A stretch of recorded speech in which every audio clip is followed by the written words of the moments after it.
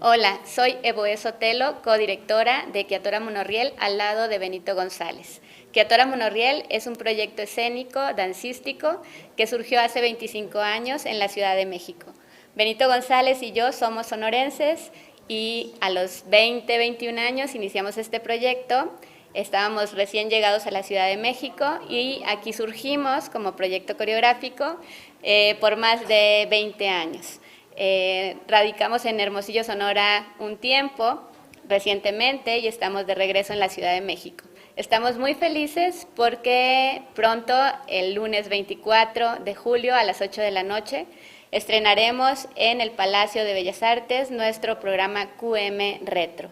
Estamos deseosos de compartir esta trayectoria coreográfica. Se trata de una retrospectiva coreográfica y estamos muy emocionados de compartir todo este material que hasta antes no habíamos vuelto a retomar con todos ustedes, sobre todo con el público joven que difícilmente podría tener idea de lo que hicimos alrededor de los años 90. Estamos deseosos de que este material sea visto por el público en general, pero también por nuestros colegas de la danza.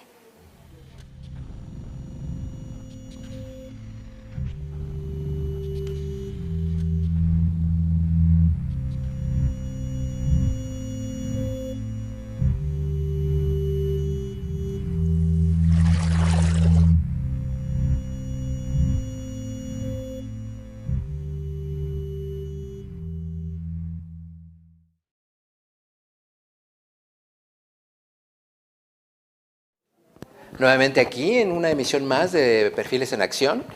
A través de Danzanet TV nos encontramos en el Foro Cultural Los Talleres. Agradecemos mucho a la maestra Isabel Beteta habernos permitido hacer esta emisión del programa desde aquí, prácticamente. Les recuerdo, aquí surgió Perfiles en Acción. Y pues bueno, hoy nos complace tener con nosotros a la maestra y coreógrafa Evoe Sotelo, que bueno, se encuentra ya próxima a presentarnos un programa que pues para muchos será como un regreso a aquellos tiempos de asombro, que realmente para mí lo fueron como espectador, pero también para aquellos públicos jóvenes que nunca tuvieron la oportunidad y que si quieren asomarse por ahí, hay materiales videográficos, pero que no es lo mismo, y que hoy precisamente pues nos dan esta oportunidad gracias a que justamente se combina con que cumplen 25 años como compañía, pues una trayectoria pues que de pronto yo volteo a verlos y digo, ¿cuándo pasaron esos 25 años?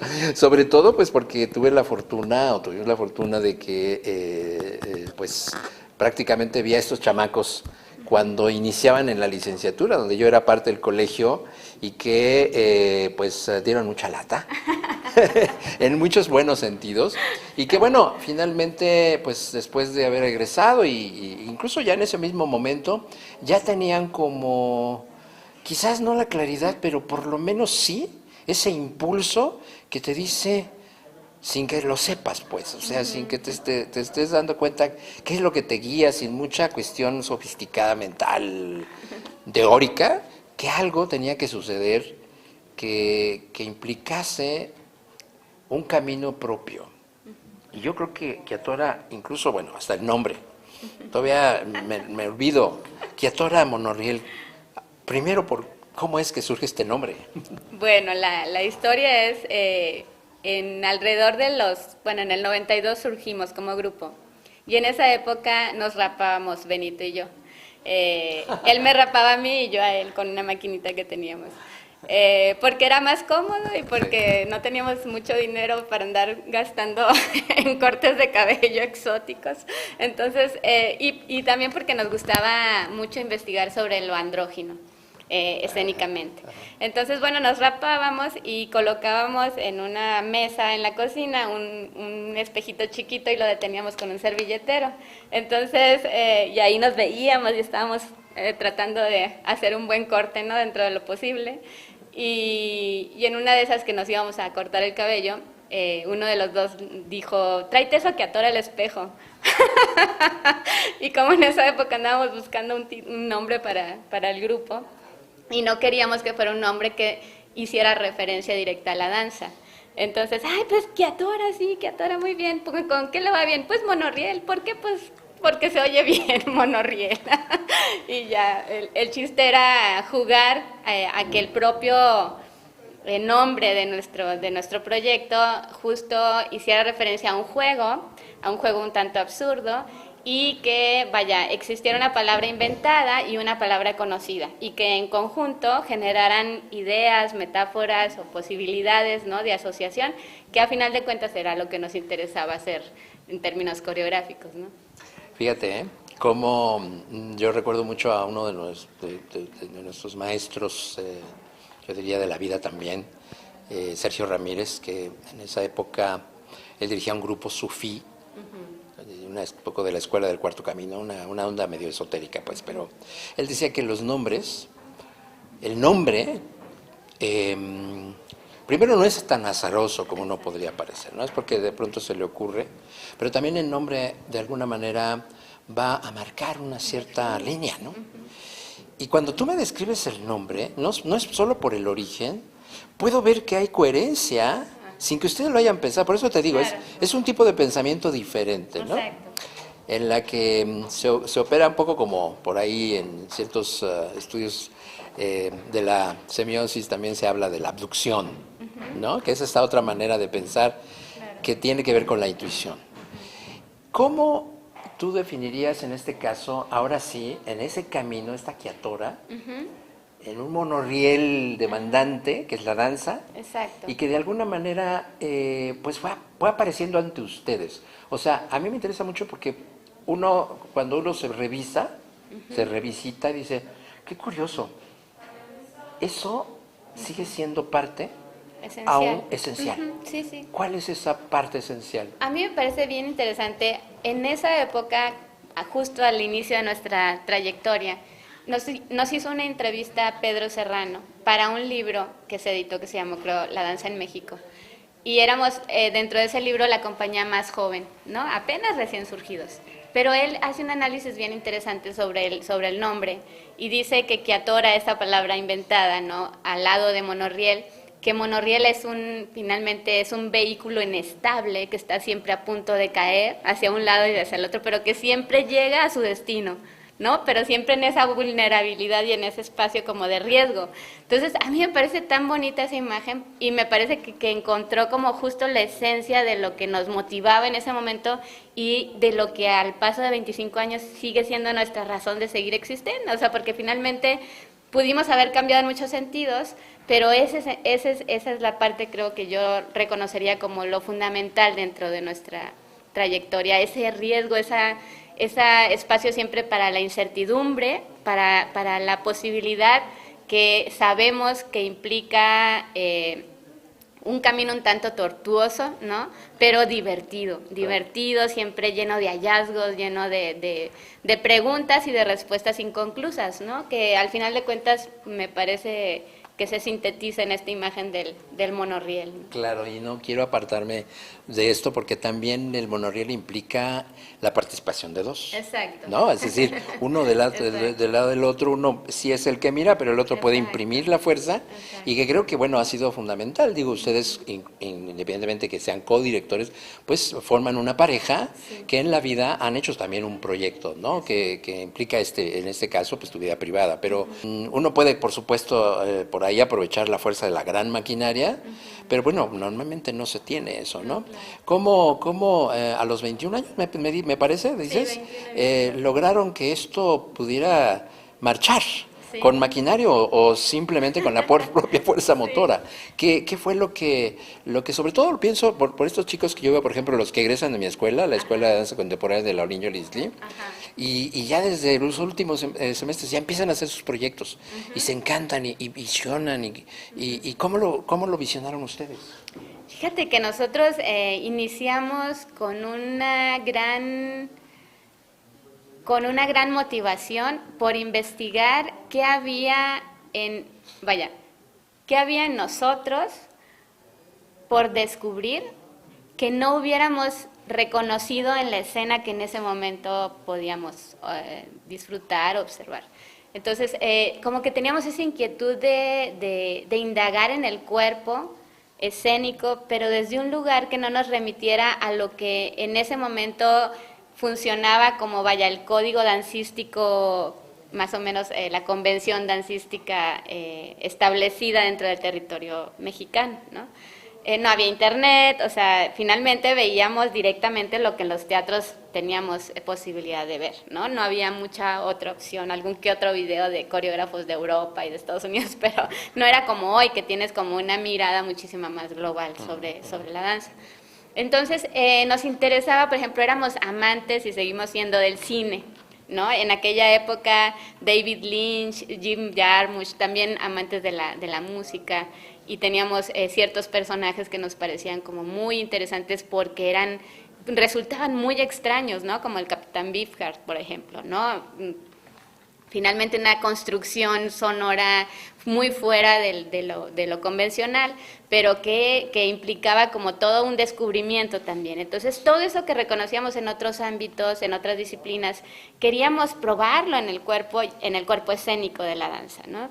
Y sobre todo nos parecía muy interesante encontrar al cuerpo como, no necesariamente como al cuerpo dancístico no necesariamente inmerso dentro de un discurso de género, donde hombre y mujer y la historia alrededor de un hombre y una mujer se construye desde lo dancístico, sino al cuerpo como un elemento que puede ser simplemente un elemento de composición en el espacio y en el tiempo, muy ligado a las artes visuales, ¿no? Que también era otra parte que nos interesaba mucho. Entonces, digamos que estábamos con un proceso muchísimo más conceptual, sin saberlo, ¿no? Intentando descubrir cómo el cuerpo podía significar para el espectador un encuentro con la investigación sobre el espacio, sobre el tiempo, ¿no? Cómo elongar el tiempo, cómo constreñir el espacio a partir del juego de los cuerpos, no necesariamente humanos, sí somos humanos, cuerpos humanos, pero no necesariamente generando un discurso a partir de la naturaleza humana, ¿no? Sino un discurso de objetos casi en el espacio que se mueven y que generan en sí mismos posibilidades expresivas, ¿no? Y por allí estábamos. Por ejemplo, nos interesaba mucho jugar con la deconstrucción de la estructura de la narrativa en términos convencional, en términos aristotélicos, ¿no? De esta narrativa de un inicio, un clímax, un final o un desenlace. Nos interesaba jugar más en ese sentido con lo que David Lynch o Jim Jarmusch proponían en el cine, que son narrativas inconsecuentes, muchísimo más abiertas, que apelan a una interpretación muchísimo más asociativa, ¿no? Y esto queríamos probar en la danza que hacíamos en aquel momento, ¿no? ¿Hay alguna obra de las que van a presentar que sobre todo por esta retrospectiva, que hable de eso, que ya se vea eso? Sí, de las primeras obras que hicimos fueron Estoy de acuerdo con el obeso, no está en la retrospectiva, y después hicimos Verde del avispón verde. Esa es una pieza de mi autoría que sí está dentro de esta retrospectiva, que apela justo a eso, al movimiento de dos cuerpos en el espacio y en el tiempo, y que generan líneas energéticas que son expresivas, como líneas energéticas en sí mismo, ¿no? O sea, no hay una relación de género, no nos está pasando nada a Benito y a mí en escena. Inicialmente la bailamos Benito y yo.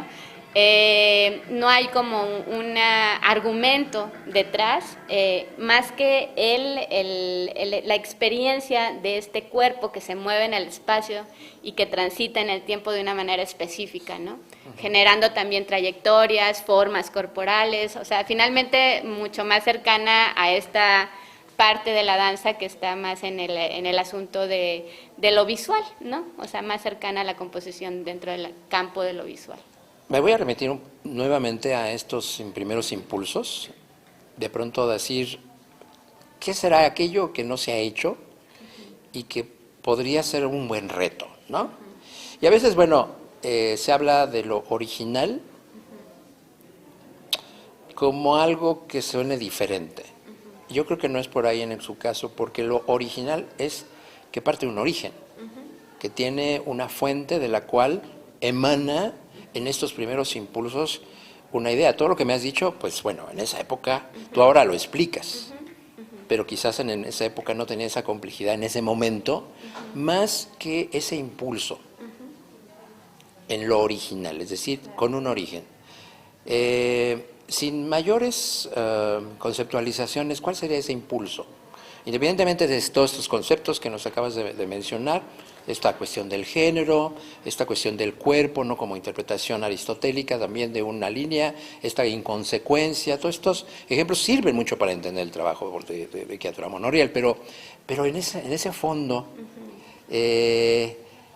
sobre todo pensando cómo discurren ustedes, ¿no? O sea, en una entrevista por ahí le decían a Benito, ¿no? ¿Qué te preocupa? Y decía, pues no es que me preocupe, me ocupo, pero en base a lo que nos pasa, ¿no? ¿Qué les pasaba a ustedes en ese momento? En ese momento yo creo que lo que sucedía con nosotros es que teníamos hambre de encontrarnos y de profundizar en un proceso creativo lúdico.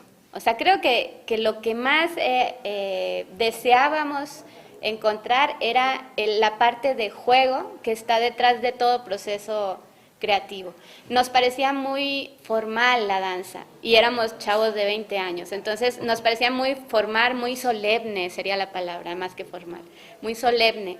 Entonces, no es que en esa época había excelente danza como la hay ahora, ¿no? Pero no nos enlazábamos a esa solemnidad, no nos reconocíamos como chavos de 21 años con ese discurso solemne. Entonces queríamos, y porque habíamos visto cine y porque conocíamos una investigación musical en distintos ámbitos bastante amplia, que nos hacía visible que esa parte de juego existe, ¿no? en todos los campos expresivos dentro del arte, queríamos encontrar cuál era esa parte de juego que nos correspondía, ¿no? Al final de cuentas, como dos personas que están interesadas en abordar el cuerpo, ¿no? Entonces, finalmente eso es lo que nos hizo investigar, lo que nos hizo surgir también como Queatora. Hicimos danzas creo que muy rigurosas. La primera danza de Benito es viva y es una danza compositivamente hablando muy rigurosa, pero a la vez muy lúdica, ¿no? El avispón también. Después vinieron otras piezas como Dorita, Lalito y Marta, de la cual vamos a presentar un fragmento también, una parte que se llama Dorita Mala, que es muy lúdica y es un tanto fársica. Nos interesó mucho en esa época también el asunto de lo fársico dentro de lo dancístico, porque era como un acto de contrapunto contra este ámbito general de solemnidad, ¿no? O sea, o más, digamos, más abarcador dentro de la propuesta en ese momento dancística en México. Entonces éramos fársicos, éramos muy ácidos, y dentro de eso no era solo un juego tan banal, sino que había siempre la intención de profundizar. O sea, sí que sea, a lo mejor surge esta pieza y es socarrona si quieres, pero había como una profundización siempre en el proceso compositivo, había una reflexión sobre el cuerpo, siempre teníamos un debate con el entorno, ¿no? O sea, nos parecía que hacer danza implicaba, como nos sigue pareciendo, un posicionamiento, ¿no? Ahora sabemos que se trata de un posicionamiento político, pero en ese momento en realidad no lo sabíamos desde ese lugar y como dices tú, lo intuíamos y lo hacíamos un poco porque había como una capacidad de reflexionar sobre el cuerpo y de llegar a ciertos resultados, y esos resultados hoy reconocemos que no eran otra cosa que eso, una reflexión que en su profundización genera un postulamiento y un posicionamiento en relación a tu entorno social, ¿no? Siento que finalmente eso es lo que nos motivó. Y ahí está, todavía la danza que hacemos está ubicada en ese lugar. Muy bien, pues vamos a ver un poquito, algunos fragmentos de varios de estos trabajos y regresamos en un momento.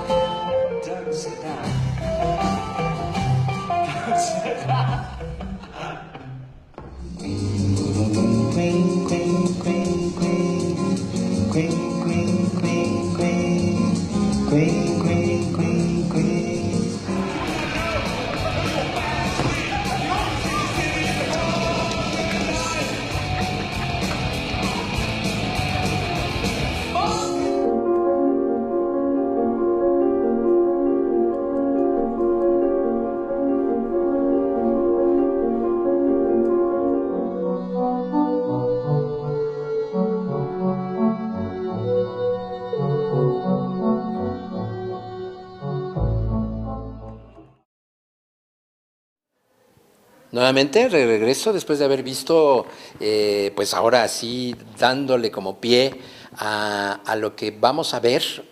Y bueno, yo sí quisiera, como retomando la anterior respuesta, en la que ya como siendo más específica respecto a estos primeros impulsos, efectivamente, es decir, tú corregiste, no es formal, porque bueno, lo formal es la reforma, ¿no? Una estructura.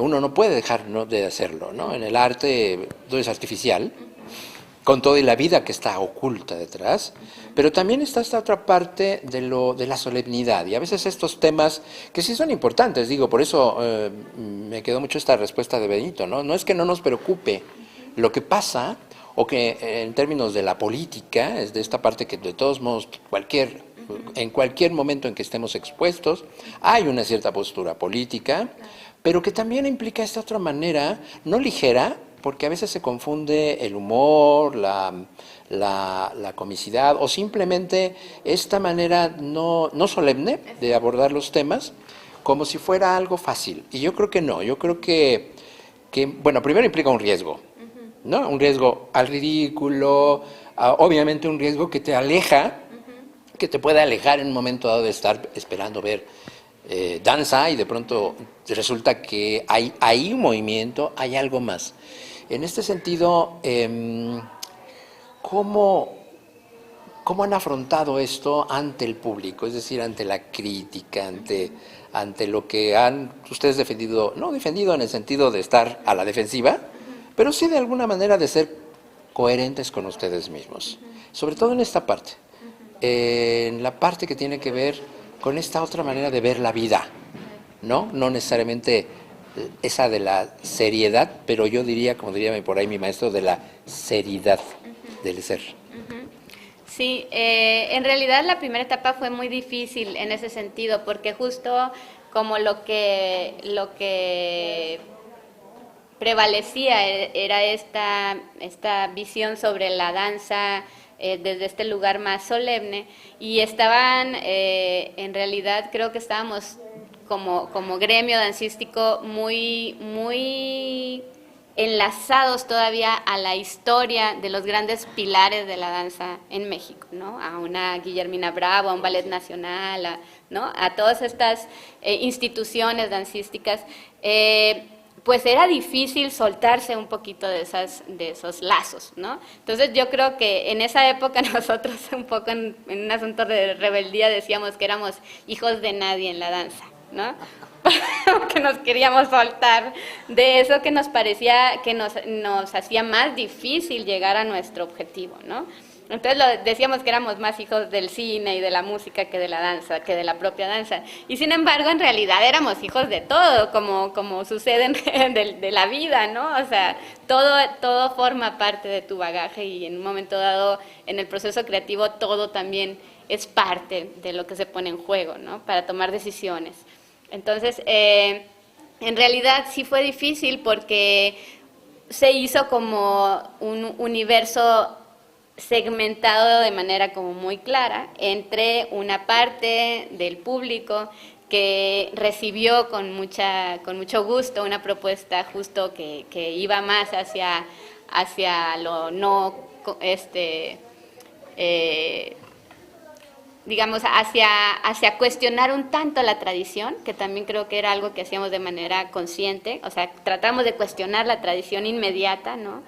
Y que, vaya, hubo gente que se sintió como muy sorprendida por un lado, pero también entusiasmada con que hubiera surgido una propuesta de dos chavos bien inexpertos, ¿no? Pero buscando por allí. Y otra parte, que creo que fue la mayor parte, cuestionaba mucho que lo que hacíamos no era danza, que eso parecía más teatro, y los de teatro decían, pues no es teatro, pero nos gusta, y bienvenidos si quieren asumirse como teatro. Y jugamos ahí en un lugar de mucha como indefinición. Nosotros decíamos que sí era danza, porque disciplinariamente veníamos de la danza, y decíamos, ¿y ahora por qué no? ¿Y ahora por qué dicen que no somos gente de danza y que no hacemos danza, no? Pero nos costó trabajo, en realidad, poder ingresar, digamos, a los circuitos de distribución de la danza en ese momento, ¿no? Y siempre hubo ese gran debate, ahora es mucho menor porque finalmente toda nuestra concepción sobre el arte en general ha cambiado mucho, ¿no? Somos muchísimo más abiertos, más flexibles, entendemos que el arte se contamina de distintas disciplinas, de distintas áreas de conocimiento, y nadie pone en cuestionamiento eso ahora, ¿no? O si se pone, pues es como bastante extraño que suceda, ¿no? Pero en ese momento sí era todo un debate. Y con ese debate vivimos los primeros 10 años fácil, ¿no? Pero como dices tú, muy convencidos siempre de seguir insistiendo en eso que nos interesaba hacer, no por ir en contra, sino porque eso era lo que nos interesaba hacer, y porque lo disfrutábamos mucho, y porque nos emocionaba ver los resultados, y porque nos divertíamos tremendamente con cada proceso y con cada bailarín o con cada persona que era parte de nuestros procesos y de nuestras creaciones. Entonces, en realidad, pues la fuimos campeando, en realidad fue ir surfeando las olas, a veces olas muy grandes y que nos daban grandes revolcadas, ¿no? Y salíamos casi a punto de la asfixia, pero pues todo eso también te forma, ¿no? Te forma, y te forma un carácter en donde, si tú tienes claro por qué estás haciendo y por qué insistir en eso que estás proponiendo, pues simplemente te va internamente fortaleciendo y dando más seguridad de que ese camino es importante, ¿no? Claro. Y bueno, pues como para adentrarnos a lo que vamos a ver. Este programa ya se presentó en el festival. En un desierto para la danza, sí, se estrenó en Hermosillo, Sonora. Hoy, digamos, sería nuestro estreno en la Ciudad de México. Sí, digo, tenemos que partir de estos fundamentos, sí, claro, hacia lo que vamos a ver, porque justamente ahí, en esta curaduría que hacen ustedes mismos, hay decisiones importantes. ¿Por qué se queda algo? Exacto. Y por qué otras cosas no se quedan? Pero hay también otra parte importante. En este tipo de obras, por ahí la maestra Aide Lachino, sí, hace también una reflexión al respecto, y habla justamente de esas obras que dependen mucho de quienes participan. Yo podría decir también como co-creadores, y mucho de eso emerge en una realidad específica, en un momento específico, con una gente específica. ¿Cómo resultó para ustedes haber como sacado de ese momento y reactualizado, ¿no?, en esta revisitación, pero de una manera en la que pues se trabaja con elementos vivos, claro, ¿no? ¿Cómo ha resultado esto? ¿Y qué fue lo más interesante para ustedes? ¿La forma? ¿La trayectoria? ¿Cambiaron? ¿Cómo fue ahora dijéramos, cómo han resurgido estas obras ahora? Sí, esa pregunta es súper interesante y nos pareció a nosotros del proceso lo más difícil, obviamente, ¿no? En cuanto a la primera pregunta que me haces de cómo decidir y cómo hicimos esa curaduría de qué obras van dentro de este programa y qué obras quedan fuera, hubo razones diversas. Algunas, las más importantes, tenían que ver con que hubo ciertas obras que estaban dentro de un programa completo y que no permitían edición, ¿no? O sea, no iba a transmitirse ni el 5% de lo que esa obra es, o fue, si la editamos. Entonces, por ahí quedaron fuera obras como Asunto Latente, como Noctámbula, una serie de piezas que son justo como Puedes encontrarme en Hawái, que es la última pieza de mi autoría. Otras piezas quedaron fuera porque fueron hechas para espacios específicos, no para un teatro a la italiana, como Es esto un techo, como los fragmentos de Luz de Neón para Prometeo, y ciertas intervenciones que hemos hecho, como Historia de los sentimientos y los días, algunas piezas que hemos hecho para otro tipo de espacios. Otras piezas quedaron fuera porque implicaban un diseño del espacio muy específico, con requerimientos muy específicos, y también una relación entre los, digamos, implicados dentro del proceso, muy compenetrada, que no se iba a dar dentro de un programa de obras cortas, ¿no? En este caso, todas las versiones de danza mínima quedaron fuera, ¿no? Porque finalmente están hechas conceptualizando un diseño de espacio a cargo de Mauricio Asensio, cada una de esas versiones, con una improvisación sonora que partía de Benito, y en algunos casos con un proceso de video en temporal que hizo en algunas versiones José Luis García Nava. Entonces eso también era imposible construirlo en un programa que está finalmente presentando una serie de piezas cortas. Esas fueron las principales decisiones. Otras piezas las montamos, las ensayamos y las sacamos al final, porque el programa se hizo muy largo. O sea, este programa dura 1 hora 45 minutos más o menos. Son 12 piezas las que quedaron, habíamos remontado fácil 3 o 4 más, trabajadas, depuradas y demás, y finalmente no quedaron, ¿no? Y dentro de eso es una selección que tiene que ver también, las que tuvieron que salir, en algunos casos es con hacer el programa, logísticamente hablando, pues más ágil, ¿no? Que no haya como estos espacios de interrupción, y en ese sentido es un equilibrio de fuerzas entre los que interpretan unas y otras y demás, ¿no?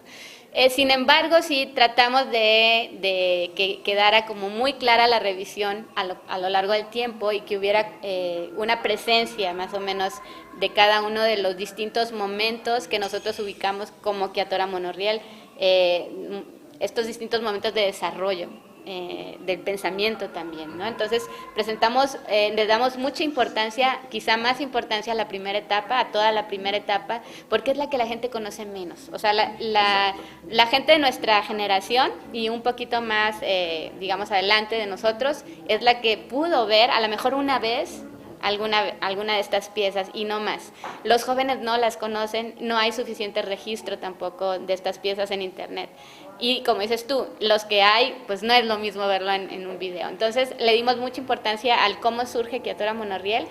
No las depuramos, las respetamos tal como son. Eso es. Pudimos haberle hecho ajustes, mejorado técnicamente hablando, pero queremos que la pieza se presente tal como fue. Y en ese sentido fue bien interesante para nosotros. Ahí en la manera en cómo lo abordaron. Exacto. Primero fue respetar la pieza como fue y darle un valor por lo que es, en ese sentido. Y vaya, hicimos ya después una selección de los últimos momentos de Queatora, ¿no? La parte de la interpretación, que creo que es a la que se refiere Aide por allí en algún escrito que hizo sobre el estreno, a mí me parece bien interesante también este juego de fuerzas, en el sentido de, por un lado está el valor de la retrospectiva en sí misma como proceso histórico, como proceso casi de documentación de algo que surgió hace muchos años atrás y del cual no hay registro suficiente, y que el público actual no tendría otra opción de volver a ver en escena, ¿no? Entonces, ahí hay un valor por sí mismo, pienso, en el ejercicio de retomar ciertas piezas, de remontarlas y demás. Por supuesto, esas piezas fueron interpretadas la mayor parte por Benito y por mí. Por supuesto que nadie las va a bailar como Benito y yo las bailamos, porque además éramos coreógrafos e intérpretes de nuestros propios materiales.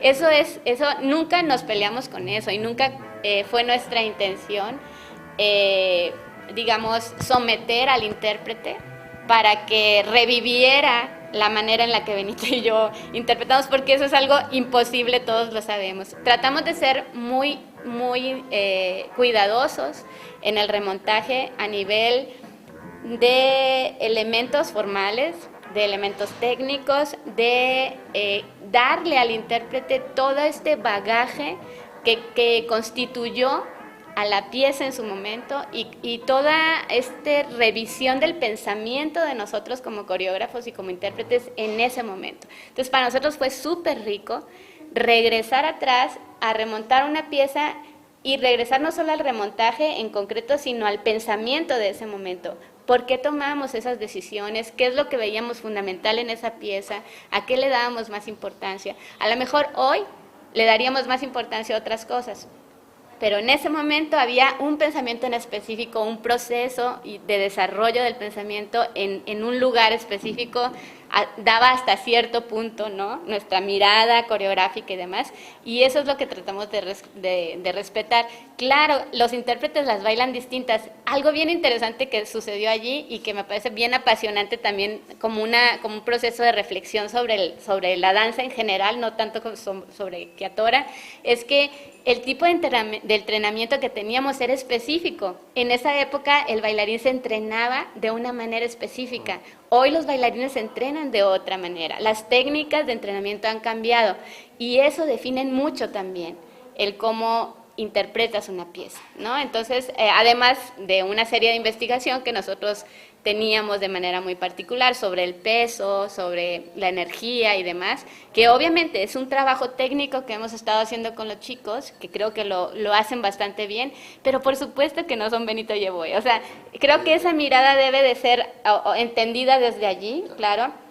Y aún así es bien valioso el poder haber recuperado, yo considero muy valioso, el haber recuperado estas piezas, y son piezas que a final de cuentas nos estamos permitiendo resignificar, que eso también es bien bonito, no tener como esta actitud de intentar someter a tu propio material, a tu propia historia, a una sola manera de ser, sino que al revisarla y compartirla con nuevos intérpretes, con intérpretes jóvenes, se resignifican.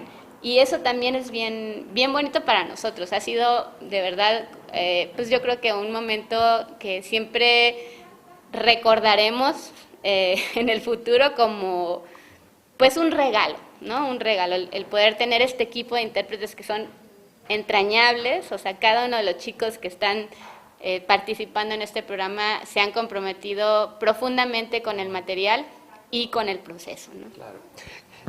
Esto es lo maravilloso, pienso, de las artes vivas, que justamente implican esta no solo reactualización por quererlas hacer vivir, pero finalmente, pues las artes escénicas es el arte de hacer vivir la vida en un sentido distinto a la vida. Exacto. No es la vida, pero esta vida se actualiza porque además es el momento. El 24 de julio a las 20 horas en el Palacio de Bellas Artes, quienes estemos ahí vamos a no solo a revisitar a Queatora, vamos a reactualizar en las diferentes generaciones que ahora que van a estar ahí, seguramente, para quienes por primera vez tendrán esta experiencia y para aquellos que de alguna manera nos permitirá reencontrarnos con ustedes. Algo maravilloso. Yo creo que en ese sentido este trabajo tiene ese doble valor. El hecho de ver a Queatora Monoriel, a Benito, a Evoe y a su nuevo elenco en este momento preciso a los 25 años y también, por supuesto, en ese reencuentro que es tan difícil de volver a hacer, ¿no? Sí. Y que gracias, bueno, a esta iniciativa de los aniversarios que la Coordinación Nacional de Danza tuvo a bien de proponer, pues estamos teniendo esas oportunidades. Mi querida Evoe, vamos a tener que terminar, pero no sin antes, si tienes algo que añadir, mencionar al propósito del programa. Sí, mira, solo quisiera agradecer, y lo digo de verdad, sinceramente, sí, que pudimos hacer este proyecto porque contamos con un apoyo del FONCA, de Coinversión, que fue también apoyado por el Instituto Sonorense de Cultura. Estas dos entidades son las que realmente propiciaron el territorio para que pudiera darse un trabajo de esta magnitud. Tenemos un año en el proceso de remontar todo este material. Ha sido un año muy largo, no solo son 365 días, sino muy largo porque los procesos han sido muy intensos, pero siempre hemos tenido los espacios para ensayar, hemos tenido el apoyo para traer a esta compañía a la Ciudad de México, hemos contado con el apoyo para producir de nuevo todas estas piezas, y eso no es fácil. En estos tiempos sabemos que si es difícil producir un programa nuevo, obviamente es mucho más complicado hacer una retrospectiva de 25 años. Entonces nos sentimos por ese lado muy afortunados y agradecidos con el Instituto Sonorense de Cultura y con el FONCA a través del programa de Coinversiones, que nos han permitido pues llegar a este punto, y también, por supuesto, con la Coordinación Nacional de Danza, que de alguna manera, con un poquito de dificultad al principio, porque así fue, pues pudo encontrar que valía la pena tomar ese riesgo de, de programar a Queatora Monorriel con su 25 aniversario en el Palacio, ¿no? Y sí agradezco también la confianza y el haber, pues de alguna manera contemplado que era importante también revisar y festejar a una compañía como Queatora Monorriel en Bellas Artes. Claro que sí. Pues bueno, ahí está la invitación, amigas y amigos. No dejen de asistir porque realmente es una oportunidad única. Nos lo acabamos de ver ya en toda esta otra retrospectiva que acabamos de hacer, muy breve por supuesto, pero con las buenas intenciones siempre de motivar a nuestros públicos jóvenes que llenen las salas, que no es nada más llenar las salas porque sí, sino porque esa es la parte fundamental de lo otro que nos mueve, y que es precisamente esta relación con aquel que nos mira, y que no solamente lo hace a través de sus luminarias, sino de su presencia a través de la presencia escénica de quienes están ahí, partiéndose el lomo realmente, a pesar de que no se vea. Sí, claro. Sí, porque yo siempre lo repito, ¿no? Sobre todo en las enseñanzas de nuestro querido Eugenio Barba. Ajá. La danza no necesariamente se baila con el cuerpo, sino en el cuerpo. Exacto. Que es como algo que yo repito constantemente porque de otra manera perdemos el sentido, ¿no? En el cuerpo del pensamiento. En el cuerpo del pensamiento. Que eso es algo que se nos olvida, ¿no? Es el gran debate. Exactamente, ¿no? Que no es nada más una cuestión meramente física, ¿no? Psicofísica, claro, pero con un sustento también. Y creo que Queatora Monorriel lo ha hecho de una manera espléndida, no por quererles echar flores, sino porque ahí está. Y lo vamos a ver justamente el lunes 24 de julio en el Palacio de Bellas Artes. Agradecemos mucho, te agradecemos primero a ti, mi querida Boé, que hayas estado aquí con nosotros. Todavía el equipo no llega, por eso no está en este momento Benito, pero pues esperamos que con esto hayamos hecho y contribuido con un granito de arena nada más para motivarlos a que vayan. Muchísimas gracias, por supuesto, aquí a quienes nos asisten en la parte técnica, a Alberto y a la propia Isabel Beteta, que nos ha permitido estar aquí para poder hacer esta nueva emisión del último capítulo de Perfiles en Acción a través de Danzanet TV. Hasta la próxima.